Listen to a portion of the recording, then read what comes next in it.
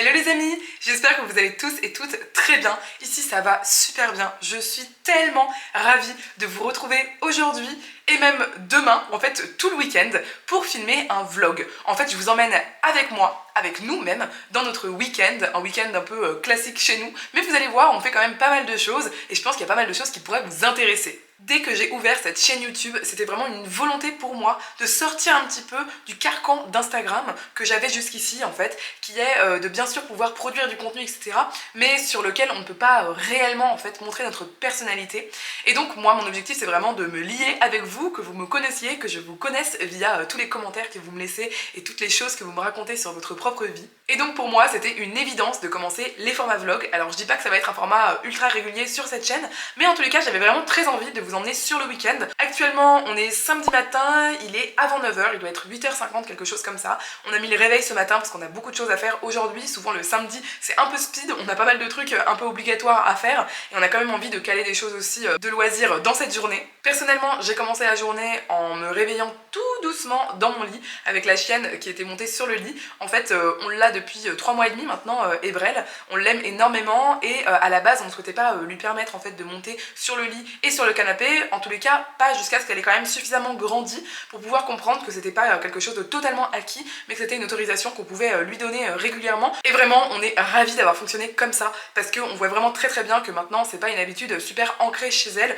qu'elle comprend que voilà parfois elle a le droit, parfois elle a pas le droit. Donc bref, je m'étale, mais tout ça pour dire que j'ai eu un réveil merveilleux sans portable, parce que c'est aussi un exercice que je fais avec ma psy en ce moment, avec la chienne où vraiment on s'est réveillé en faisant des câlins au-dessus de la couette et voilà, je lui ai fait un petit massage canin etc. Elle a adoré et moi j'ai passé un super moment également. Actuellement on est quelques dizaines de minutes plus tard, Erwan est parti promener la chienne. Normalement je lui ai demandé de vous faire quelques petits plans pour vous montrer un petit peu, c'est toujours un moment de bonheur aussi de promener la chienne. Mais là comme on est pressé et que ce matin on doit partir aux courses en Allemagne, et bien moi en attendant je vous prépare un petit déjeuner à emporter, je vais faire un smoothie. Il faut vite que je me dépêche de vous montrer ça parce que je pense qu'ils vont bientôt rentrer. Je vous ai également filmé quelques petites scènes vendredi soir pour vous montrer un petit peu mon organisation du vendredi soir. C'est parti, on remonte un petit peu dans le temps jusqu'à vendredi soir. Il doit être à peu près 20h et c'est souvent le moment avant le week-end où je me pose et je réfléchis à ce que je pourrais faire tremper la veille.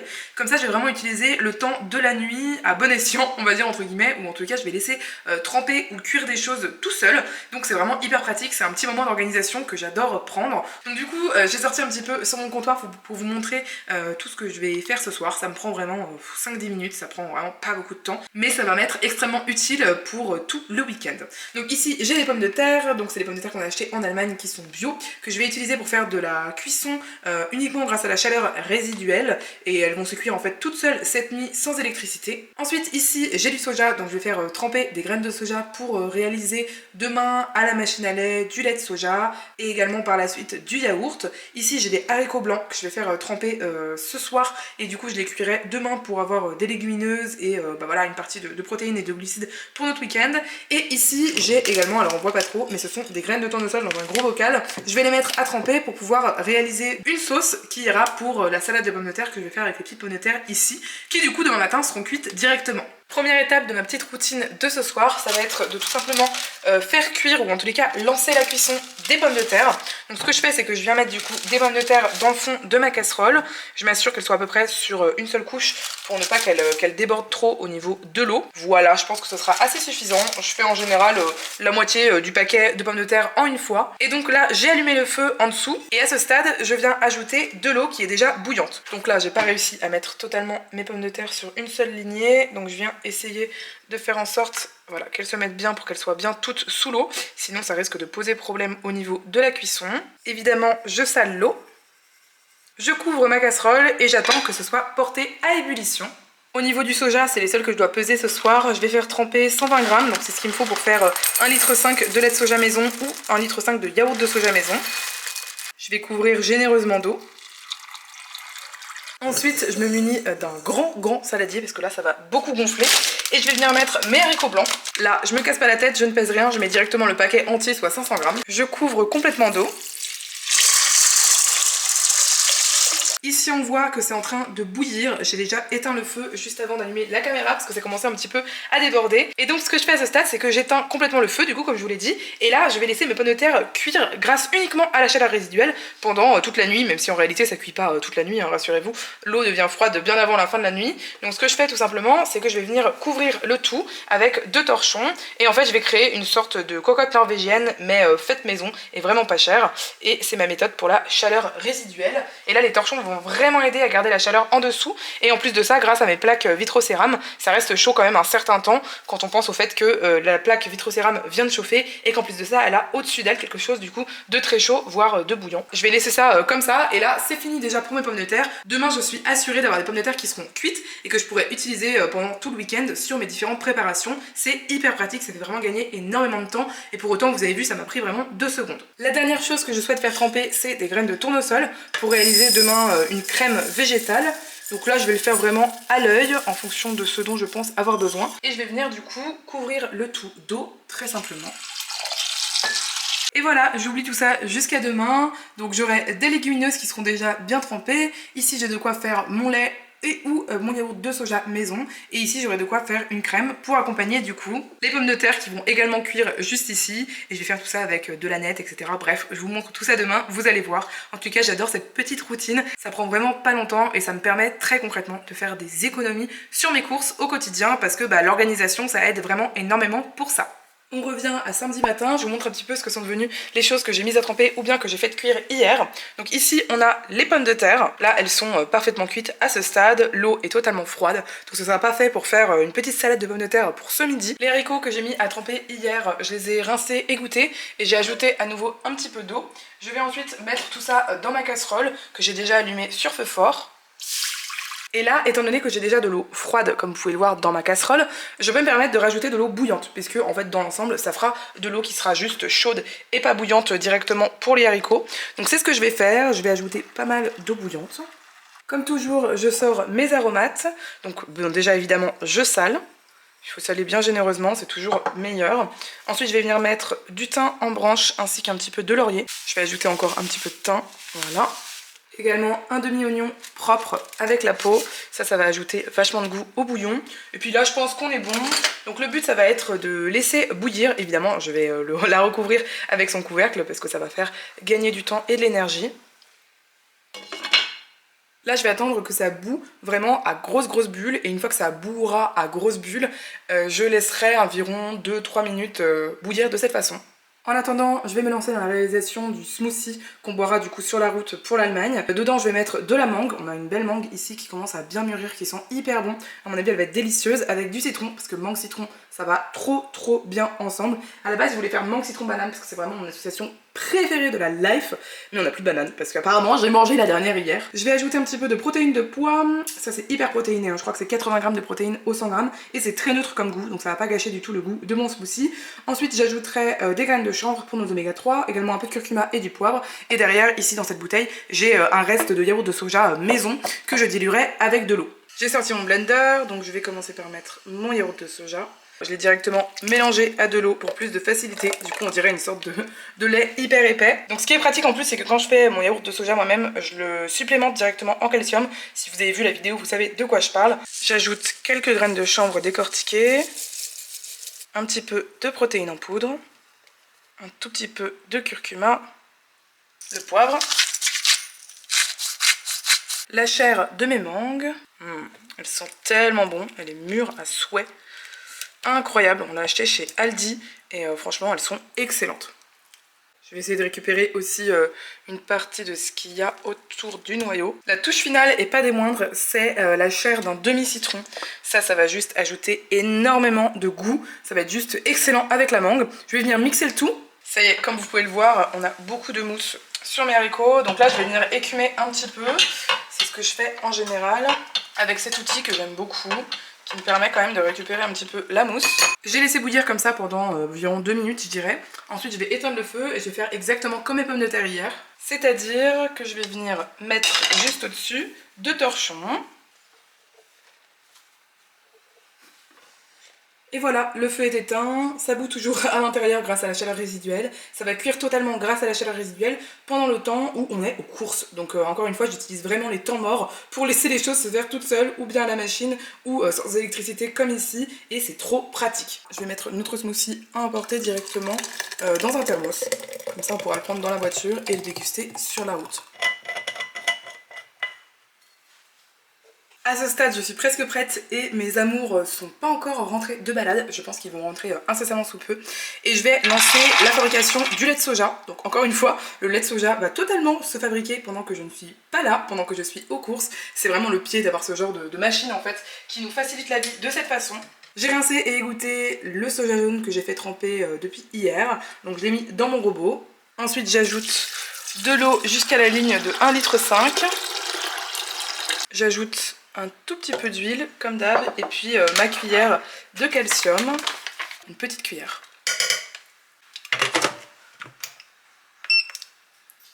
Et voilà, c'est parti, le lait de soja va se faire tout seul pendant qu'on est parti et là on peut directement partir en Allemagne puisque mes amours sont rentrés.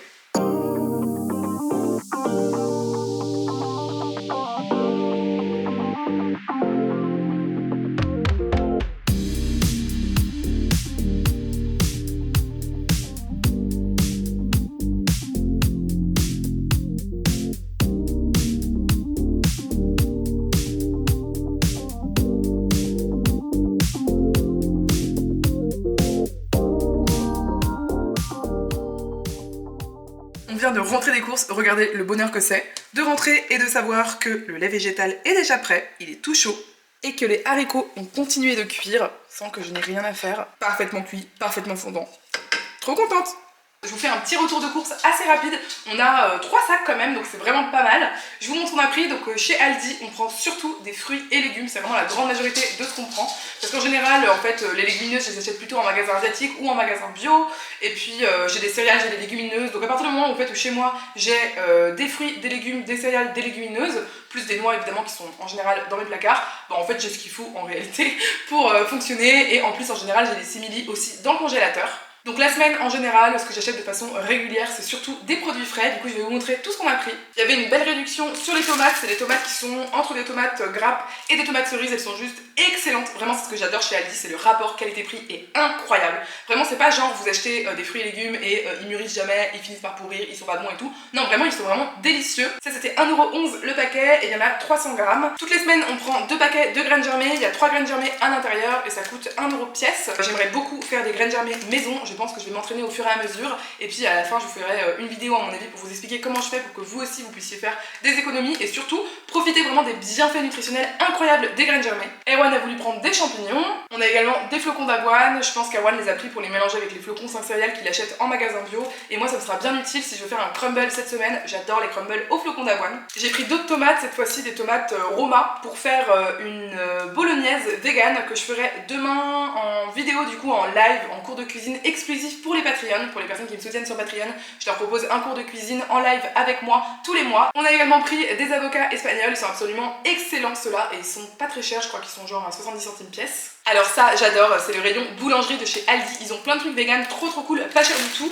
On a pris un chausson aux pommes, je crois que ça c'est 80 centimes pièce et on a pris des sortes de petits beignets en fait enrobés de glaçage coco avec une crème coco à l'intérieur. Ça c'est vraiment mon péché mignon, c'est hyper gras, hyper sucré, hyper bon et ça coûte 35 centimes pièce les petits beignets. Une fois n'est pas coutume, j'en achète presque jamais. J'ai pris des noix de cajou parce que je dois faire des essais pour le cheesecake qui sera le dessert de mariage, vraiment le dessert des mariés pour le mariage de mon frère et de mon beau-frère. Et du coup j'ai pris des noix de cajou pour pouvoir tester. Elles étaient franchement pas très chères, elles étaient à 11,90€ je crois le kilo, alors que c'est des noix de cajou qui sont même pas concassées. Donc franchement c'est vraiment pas cher. Des carottes toujours pour la bolognaise maison de demain, mais également pour réaliser un dessert cru à base de carottes. Je pense que ce sera un carrot cake cru. Du céleri branche, j'ai eu trop de chance, il était en réduction cette semaine et c'est vraiment un pur hasard parce que j'en achète pas trop en général, mais là du coup c'est encore une fois pour ma bolognaise maison. Erwan aime beaucoup les galettes de riz, donc il a pris des galettes de riz. On s'est rendu compte après que c'était moins cher chez DM, mais tant pis, on les a prises du coup chez Aldi. Des oignons rouges pour ce midi, vous allez voir, on va les utiliser tout de suite pour faire des pickles pour ma salade de pommes de terre et des oignons jaunes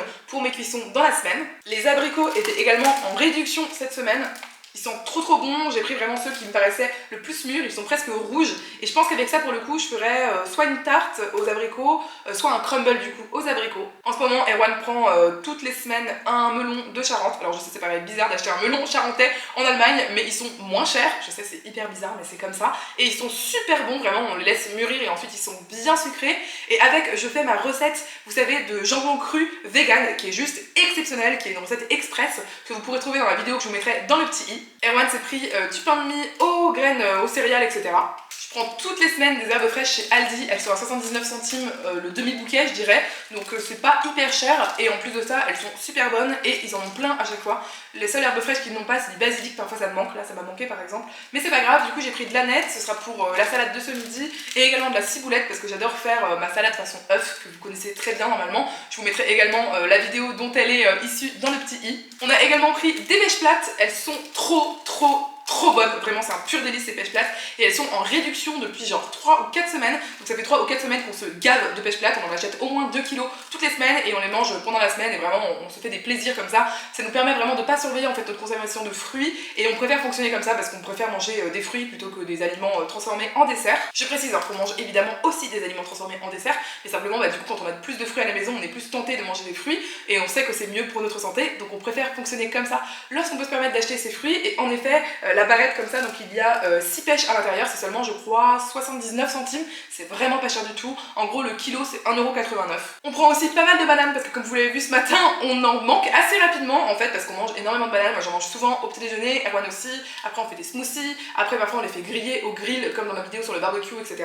Bref évidemment je vous parle tout le temps de mes anciennes vidéos parce que les recettes que je vous donne dans mes vidéos c'est des recettes que je fais aussi au quotidien régulièrement, donc du coup on a pris 2 grosses mains de bananes, j'ai pris du vinaigre de vin blanc pour mes petites sauces, mes crèmes que je fais en été comme ça au Vitamix avec des oléagineux, des fruits, des légumes etc.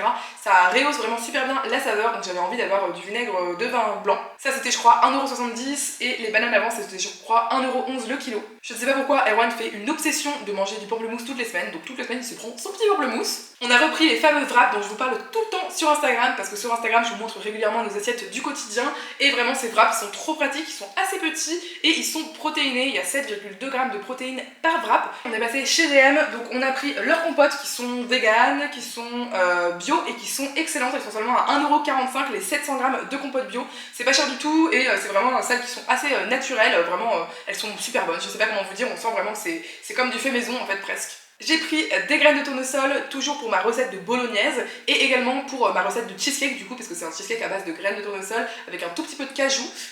Donc voilà, pour les tests, pour le mariage et puis pour demain le cours de cuisine que je donne, et bien c'est très utile. Là c'était seulement 1,45€ également. Et ensuite ça faisait des mois que j'en avais plus du bouillon. Alors c'est dommage, j'ai pas trouvé de bouillon sans sel parce que j'aime beaucoup le bouillon de légumes sans sel. Je préfère comme ça doser mon sel moi-même et pas payer super cher du sel si vous voyez ce que je veux dire. Et mais là il n'y en avait pas, donc du coup j'ai pris simplement du bouillon du coup classique avec sel, il était à 2,95€ et il y en a 290 g et il est bio, donc ça c'est hyper pratique pareil pour faire cuire mes légumineuses, ça donne vraiment un super goût aux légumineuses. Voilà, ça conclut le haul, donc je vous ai pas du tout montré parce qu'il y a beaucoup de choses qu'on prend en grosse quantité, je vous ai montré juste un exemplaire, les tomates on en a pris plein, les pêches on en a pris plein, etc. Il y a des choses qu'on prend vraiment en plusieurs parties et pour tout ce que je vous ai montré, on en a eu pour à peu près 50€. Je commence à préparer le repas pour ce midi, il fait pas encore trop chaud ce matin donc on peut se permettre d'allumer le four.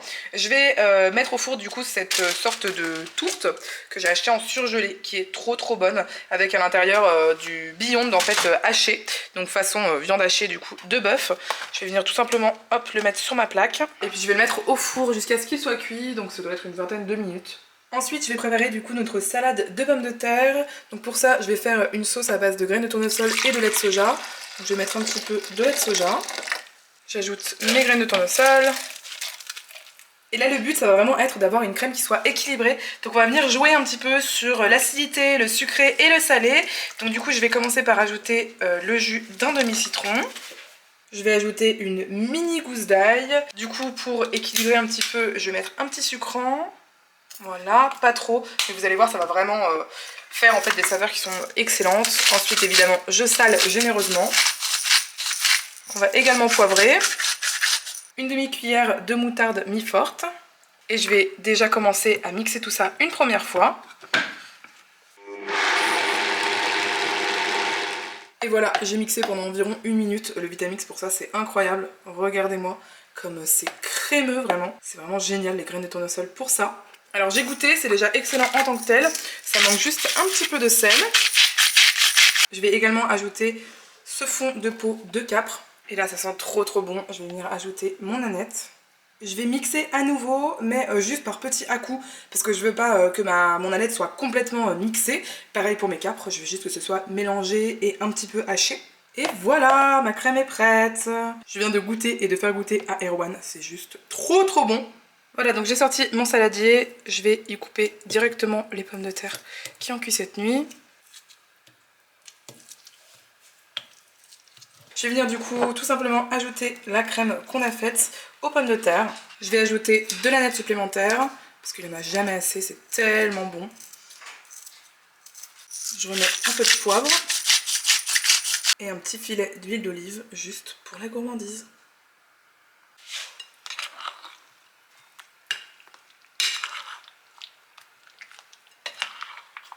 La touche finale, ça va être des petits morceaux d'oignon rouge. C'est facultatif évidemment, c'est si vous aimez bien.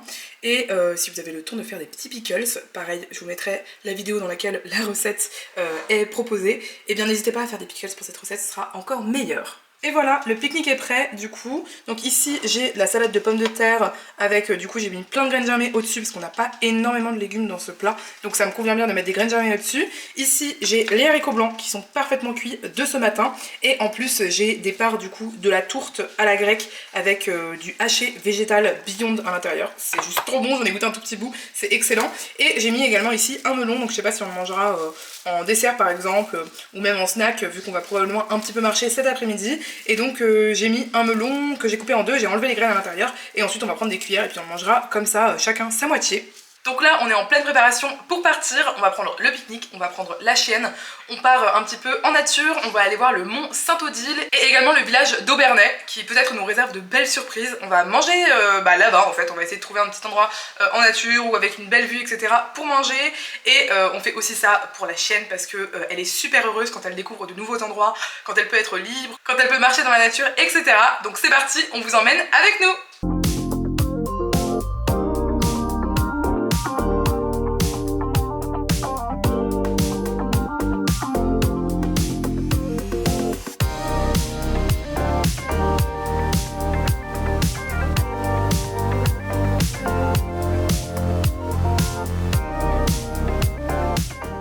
On a trouvé un super coin pour manger en plein centre-ville d'Aubernais.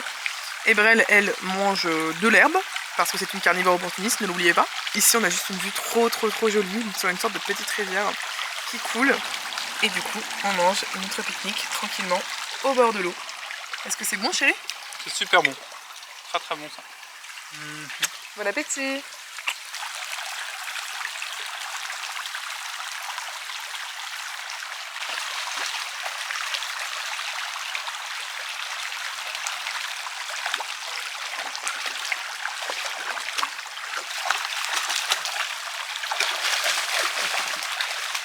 Et pendant que la chienne s'amuse comme pas possible, nous on passe au dessert. Tout ce que j'avais fait avant ça c'était trop bon. Et donc là je vais manger ce délicieux melon charentais d'Allemagne qui est juste trop bon. Je vous retrouve, on est rentré d'Aubernais et du Mont Saint-Odile. Alors je vais vous raconter un peu comment ça s'est passé. En premier on est allé à Aubernais et on a recherché tout d'abord un endroit où manger notre pique-nique parce qu'il était déjà au moins 13 h je crois et franchement Erwan et moi avions faim. Comme vous l'avez vu dans les images précédentes, on a fini par se poser dans un petit endroit où il y avait un petit ruisseau. C'était hyper sympa, on s'est posé là vraiment une bonne demi-heure pour manger ensemble, on a discuté etc. Et c'était trop mignon parce que vraiment le ruisseau en fait, la chienne elle s'ennuyait un petit peu, on la laisse libre en fait quand on mange, on la laisse libre d'aller aux alentours, de regarder un petit peu ce qu'elle a envie de regarder puisque c'était en sécurité évidemment. Et en fait elle a fini par aller sur le côté et à se baigner comme vous avez pu le voir sur les images. Après ça, en ville, elle a rencontré un chien qui apparemment est un chien célèbre qui s'appelle Hachi et apparemment il a fait des pubs pour la SPA etc. Et ensuite on a continué de découvrir un petit peu la ville. Alors notre avis sur la ville d'Aubernais, il y avait pas mal de personnes de Strasbourg. C'est vraiment un peu le village alsacien que tout le monde connaît à Strasbourg et qui est pas très loin. Et du coup beaucoup de Strasbourgeois et Strasbourgeoises y vont le week-end. Et effectivement c'était assez bondé. Alors c'était pas non plus énormément bondé mais c'était très touristique. Je vais pas vous faire languir plus longtemps sur notre avis. Franchement on n'a pas été hyper emballé par le village d'Aubernais. On a largement préféré le week-end dernier lorsqu'on est allé à Dambach, la ville. ville, je crois que ça s'appelle, d'Ambar-la-Ville, et qu'ensuite on est monté jusqu'au château de Bernstein. Franchement, on a largement préféré cette sortie-là, même si ça nous a beaucoup plu aussi. Donc on n'est pas resté très longtemps en ville. Après, on sait pas du tout si peut-être qu'on a raté des choses importantes. Enfin, on allait au niveau des remparts, après on allait dans le centre-ville, etc.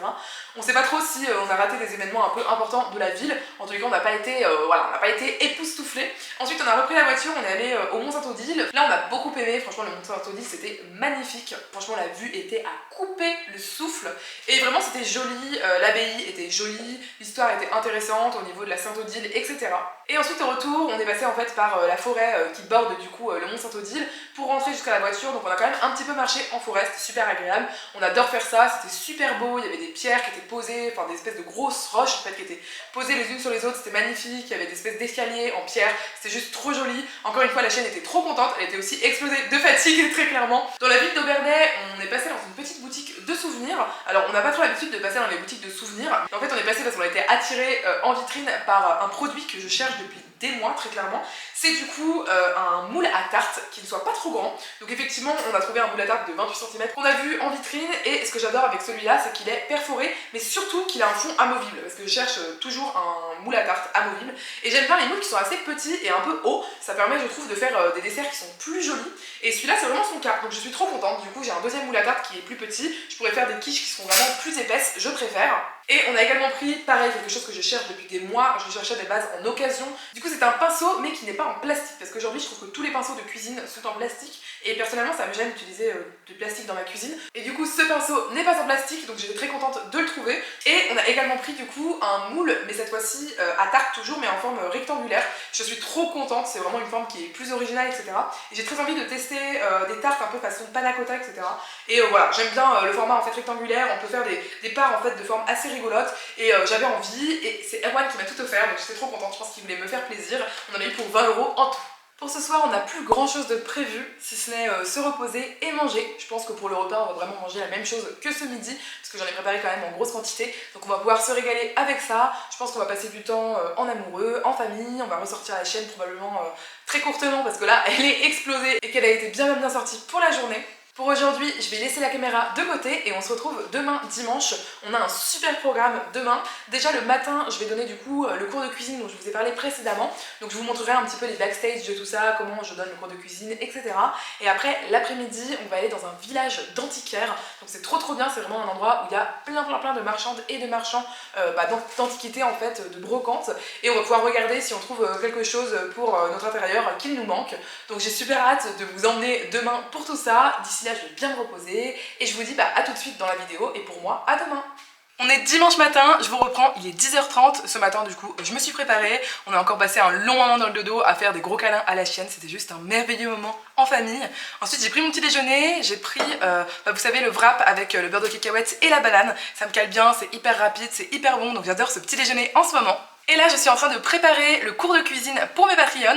Donc en fait, Patreon, c'est une plateforme où vous pouvez payer pour avoir du contenu exclusif de ma part. Donc en fait, il y a un abonnement à partir de 6 € par mois. Là, vous avez environ 4 à 5 recettes exclusives en PDF avec des photos, etc. que vous pouvez réserver en fait après sur votre ordinateur pour les faire quand vous voulez. Et ensuite, vous avez l'option à 15 € par mois. Et là, vous avez un cours de cuisine en live exclusif avec moi tous les mois en fait. Et en plus de ça, vous avez donc les 4-5 recettes que je vous ai citées, plus encore 2 autres recettes en vidéo. Donc vous avez vraiment de quoi faire pour 15 € par mois. En vrai, c'est hyper rentable. Et pour vous, c'est vraiment un bon moment à passer. Et pour moi, c'est vraiment un soutien que vous m'apportez à mon contenu qui est gratuit sur toutes les autres plateformes. Ah oui, et Erwan me rappelle de dire qu'également si vous prenez l'option à 15 €, vous avez un e-book d'une valeur de 10 € normalement qui vous est offert à votre inscription, donc un e-book que j'ai écrit. C'est-à-dire que vous avez le choix entre le e-book plats conviviaux vegan et le e-book 5 ingrédients maximum, donc avec que des recettes assez accessibles, avec uniquement 5 ingrédients max par recette. Donc là je suis en pleine préparation du coup du cours de cuisine du mois. On va réaliser avec mes Patreons une recette de bolognaise vegan. C'est une recette absolument incroyable. Je l'ai vraiment gardée en exclusivité parce que c'est une recette que je faisais dans le premier restaurant dans lequel je travaillais en tant que chef vegan. Et soyez-en sûrs, c'était notre best-seller dans ce restaurant. Tout le monde en redemandait. Personne ne voulait croire que c'était vegan. Vraiment, tout le monde adorait cette recette. Et pourtant, elle est faite uniquement avec des ingrédients frais, d'origine vraiment, j'ai envie de dire, naturelle, entre guillemets, mais ça veut rien dire. Mais vous voyez, il n'y a pas de simili-carné dans la recette. Du coup, j'ai préparé tous mes ingrédients, je les ai un petit peu pesés, etc. pour être prête au bon moment. Et du coup, je vais vous montrer tout ça. Donc ici j'ai ma cuisine, du coup j'ai préparé toutes les choses dont j'aurais besoin, dont ma petite cocotte, j'ai préparé mon huile d'olive à côté. Ça c'est mon bol pour mettre mes déchets pendant que je cuisinerai, comme ça j'ai pas besoin d'aller à la poubelle. Ici c'est tous mes ingrédients que j'ai du coup déjà pesés. Et ici c'est Erwan qui m'a prêté sa super webcam. Voilà, bienvenue dans les années 2010. Mais en vrai ce sera beaucoup plus pratique pour moi que le téléphone portable directement. Donc voilà, je me suis installée et puis bah, ma webcam elle est comme ça connectée directement à mon ordinateur. Ici j'ai la recette qu'on va réaliser ensemble et puis c'est ça, donc c'est parti pour commencer le cours avec mes élèves.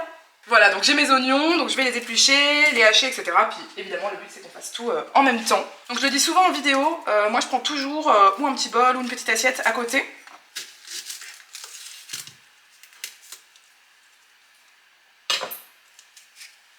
Toujours utiliser la partie plane du légume.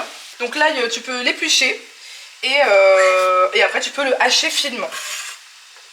Je vous montre un peu avec la webcam à quoi ça ressemble. Et voilà, cours de cuisine done. Ça a beaucoup plu aux personnes qui étaient présentes, donc je suis ravie. Et moi ça m'a fait trop plaisir de pouvoir échanger avec vous comme ça en direct avec ce petit cours privilégié. Ça va, j'ai réussi à ranger un petit peu les ingrédients au fur et à mesure. Donc je vais pas avoir trop de travail pour ranger tout ça. Là la bolognaise, il faut qu'elle cuise encore un certain temps. Ça c'est vraiment l'un des secrets de cette recette que je révèle dans le cours. C'est le temps de cuisson qui est très important.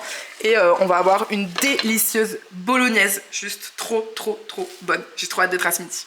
Suite à notre cours de cuisine, je poste toujours la petite recette sur Patreon. Comme ça, bah, la communauté Patreon peut en profiter. Et ça c'est vraiment une recette mais que je faisais tout le temps dans mon premier restaurant lorsque j'étais chef vegan et les gens revenaient manger dans le restaurant exprès pour cette recette.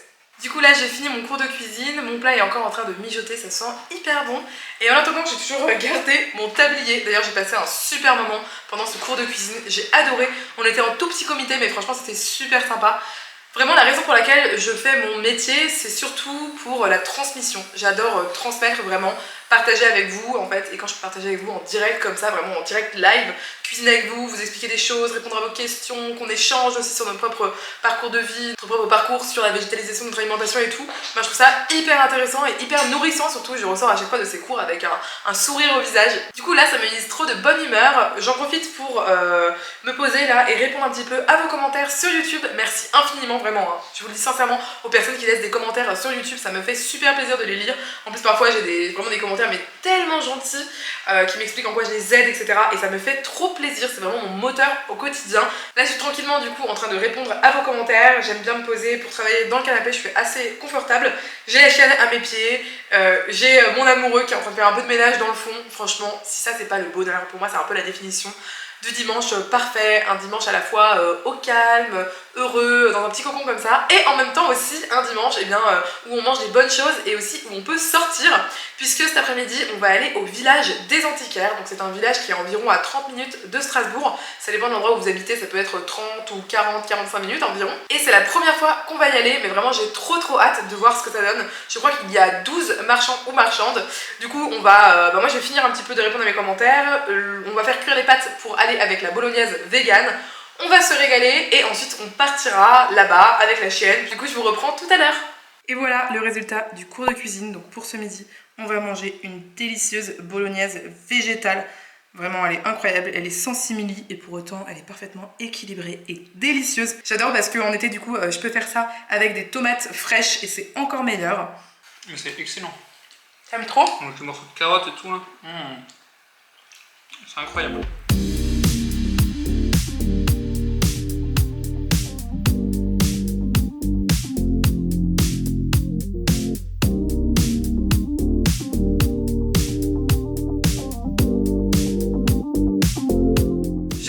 Ça fait déjà quelques heures qu'on est rentré du village des Antiquaires. Alors notre retour sur l'endroit il est quand même très mitigé. Déjà il y avait écrit sur internet qu'ils étaient environ 12 exposants et au final il n'y avait que 6 personnes je crois.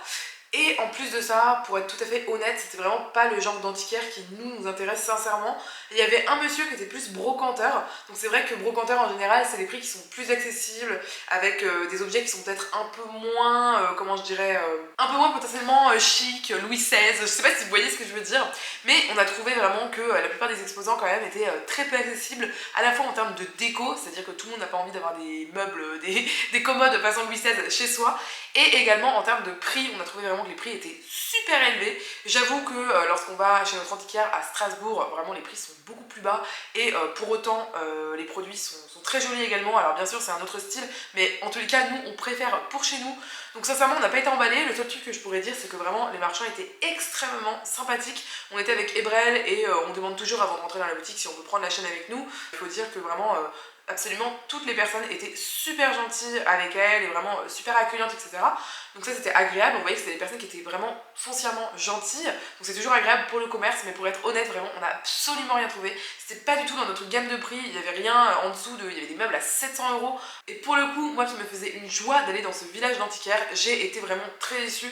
En plus c'était absolument vide, ce qui n'est pas forcément bon signe d'ailleurs, il y avait absolument personne, et franchement je comprends pourquoi. Je pensais que ce serait un endroit un peu comme, je vais pas dire comme les Puces de Saint-Ouen, parce qu'évidemment les Puces de Saint-Ouen c'est très connu, etc. Mais je me disais peut-être un endroit où on peut aussi se balader, etc. Alors on a pu se balader, mais franchement très courtement. Donc ensuite on est revenu, sur le chemin on a vu un autre antiquaire qui était ouvert, on y est allé parce qu'on s'est dit bah c'est l'occasion. Là je n'ai pas filmé, et au retour donc on s'est arrêté chez un autre antiquaire qui lui était carrément totalement désagréable. Il nous ignorait complètement, à un moment on lui a un peu parlé, etc. Et puis il a fini par se lever et il est venu nous voir, il nous a dit vous cherchez quoi? Des bibelots? Du coup c'était un peu, c'était vraiment bizarre en fait, ça faisait très, vous avez une allure à pas dépenser votre argent et à acheter que des petits trucs et à être des touristes et tout, alors que littéralement on a meublé absolument tout notre appartement, ou presque, chez les antiquaires. À force de se meubler entièrement, de toute évidence on arrive à plusieurs milliers d'euros. Donc bref, pour passer, mais c'était juste pour dire que le monsieur était très désagréable, et donc on est rentré à la maison, et ensuite on avait un énorme coup de barre, à la fois la chienne d'ailleurs, et nous aussi on était crevés, donc en rentrant on s'est vraiment reposé, j'ai pas filmé parce que voilà c'était pas très intéressant, on s'est posé sur le lit, on a lu, on a regardé des vidéos, etc. Là il est déjà presque 19 h je pense. J'ai bien envie de réaliser une gelée de menthe 100% vegan. En fait je vous l'ai montré dans une précédente vidéo, mais depuis que j'ai acheté ces petites coupelles là, justement chez mon antiquaire, eh bien j'adore les utiliser en fait pour réaliser des petits desserts, des petites crèmes à l'intérieur, etc. Et j'adore réaliser des gelées. Alors ça peut paraître hyper bizarre, la gelée c'est vraiment quelque chose qu'on imagine en fait dans l'imaginaire plutôt de la cuisine anglaise, anglo-saxonne, etc. Et c'est quelque chose qu'on n'aime pas du tout, qu'on imagine aussi beaucoup retourné en mode flan. Alors moi je le fais vraiment en verrine, vous allez voir, et c'est absolument délicieux. J'ai fait des gelées à plein de goûts différents, et là j'ai très envie de tenter une version de gelée à la menthe, parce que j'ai acheté un petit bouquet de menthe, donc je vous propose de vous emmener avec moi en cuisine pour réaliser cette gelée de menthe. Pour réaliser cette petite gelée, j'ai besoin d'une poignée d'ingrédients. Donc j'ai simplement besoin de menthe, évidemment, un petit peu de sucre, également un citron vert, donc je le prends bio, comme ça je vais pouvoir récupérer les zestes. Il faudra de l'eau, mais ça normalement tout le monde en a chez soi, et également de l'agar-agar, ça remplace la gélatine, c'est d'origine végétale, ça vient des algues, et c'est génial, c'est super économique, ça ne fait pas souffrir les animaux, que demande le peuple. Ce que je vais faire dans un premier temps, c'est mettre un petit peu de sucre dans ma casserole. Donc le but c'est pas d'en mettre trop parce que j'aime pas forcément faire des gelées qui sont trop sucrées, mais d'en mettre quand même un petit peu, puisque de cette façon je vais pouvoir ajouter mes feuilles de menthe. Et là vous allez voir, en fait je vais venir frotter avec mes doigts les feuilles de menthe et le sucre. C'est vraiment une astuce que je vous donne pour que en fait la menthe exhauste toutes ses saveurs. Je vais le faire également avec les zestes du citron vert. Avec mon zesteur, je viens du coup m'occuper de mon citron. Vous allez mettre le zesteur dans la main que vous utilisez le plus souvent, donc pour moi c'est la gauche. Et ensuite, dans votre autre main, vous allez mettre votre citron. Et vous allez venir bouger à la fois le citron dans ce sens-là et à la fois le zesteur dans ce sens-là. Et ça va nous permettre en fait de zester sur toute une ligne d'un coup et de faire ça de tous les côtés du citron. Donc je vous montre ça.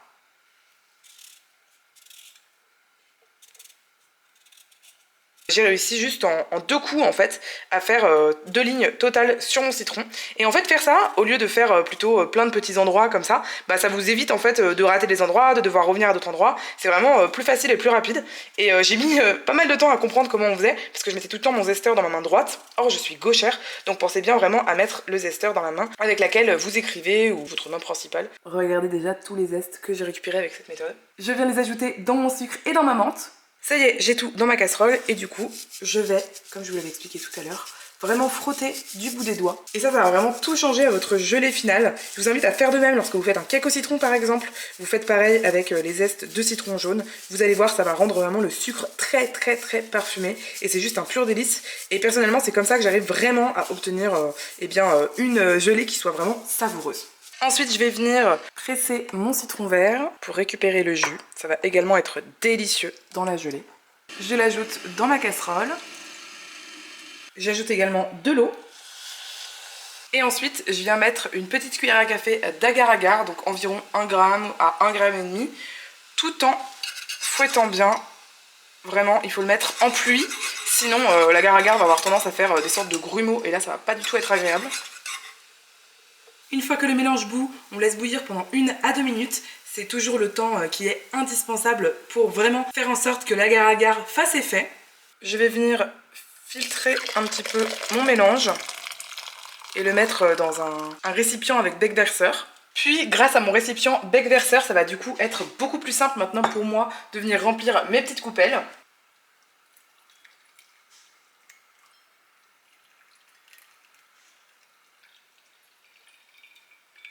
Je vais attendre que le tout refroidisse ou en tous les cas tiédisse avant de le mettre au réfrigérateur. Et je sais que ça peut être pas mine comme ça, on se dit bon ok, elle a mis un espèce de liquide semi-transparent dans des coupes, soit, mais je vous jure que c'est un dessert qui est tellement léger et frais et savoureux pour l'été. J'adore ce dessert et Erwan adore également, c'est une vraie découverte pour nous cet été. De toute façon, je vous montrerai tout à l'heure ce que ça donne une fois que c'est vraiment pris en gelée. Et voilà pour le résultat de la gelée.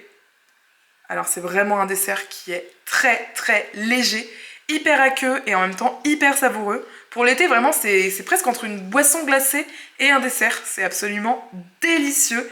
Et vraiment on sent le côté menthe mais de façon très douce et naturelle avec le citron vert, c'est juste excellent. Vraiment je vous conseille sincèrement de tester cette recette ou de tester d'autres recettes de gelée parce que je vous assure c'est trop bon pour l'été. On dirait presque du thé glacé en version gelée, je sais même pas comment expliquer, c'est trop bon. Ça y est les amis, qui dit fin de week-end dit également fin de vlog de week-end. J'espère sincèrement que cette vidéo vous aura plu. J'attends plus que jamais vos retours en commentaire, au moins pour que vous puissiez me dire si cette vidéo vous a intéressé ou non. J'avoue que je suis réellement en questionnement de savoir si c'est le genre de format qui vous plaît ou non. J'en faisais au tout début de ma chaîne, vraiment si vous revenez sur les vidéos les plus anciennes de ma chaîne, vous pourrez retrouver des petites pépites, des petits vlogs que je faisais au tout début. Et sincèrement je ne sais pas si ce sont les formats qui marchent le mieux. J'ai vraiment besoin et envie aussi de savoir quels sont les formats qui vous plaisent le plus, comme ça je peux en profiter pour faire plus de formats qui vous plaisent et moins de formats qui vous plaisent moins, c'est logique. N'oubliez pas surtout le petit pouce en l'air, pour vous ça vous prend 0,5 secondes et pour moi c'est des heures et des heures de travail avant qu'une vidéo puisse être publiée. J'ai déjà très hâte de vous retrouver dans une prochaine vidéo et d'ici là je vous dis à bientôt.